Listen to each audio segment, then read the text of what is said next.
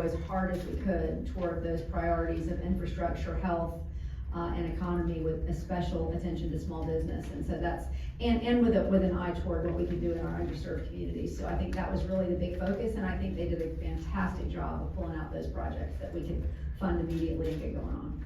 Can you elaborate on those projects, the ones that are ready to go? Well, yeah, we talked, they're all on your list here, and we talked about some of them, the neglected neighborhood projects in the CIP, there's ash and pollution remediation at Lonnie Miller Park, 5th and Cleveland, Forest Street, Brown's Dump, that's $4.2 million. I mean, that's, you have Broward Road improvements, a new bridge, bike and pedestrian lanes, stormwater drainage, 1.5 million. They're all on the list. I mean, I can read them off for you, but Duval Road drainage, almost $1 million, Duval Road, sidewalks, 1.4 million. First Coast High School pool, 4.5 million, Highlands Library, 400,000, Mine Creek Road and West 20th Street road improvements, 350,000. Those are some of the things in our neglected neighborhoods. We also made sure that we put some more money into the JALA budget. We felt like they needed, you know, with all of the challenges that we have right now in terms of affordable housing, especially, and some of the things that people are facing in terms of evictions, we thought they needed a little bit bigger budget, so we went ahead and put more money in that budget as well.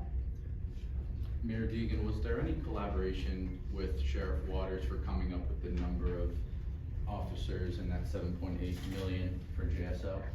We looked at what his request was, sure. I mean, that's exactly what we did. We didn't have any sort of chance with 2 weeks to go into any sort of deep dive.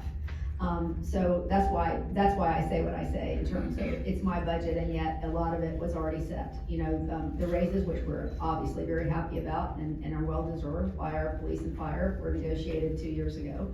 A lot of the things were already in place. In terms of the officers, I said on the campaign trail, I felt like we needed them. That's what he requested, and we thought that was reasonable. What are those 18 non-uniform positions gonna look like? Yeah, I thought you might ask about that. Let's see. Phil, where did we put that? Is that in my list? I don't think I brought that in with me.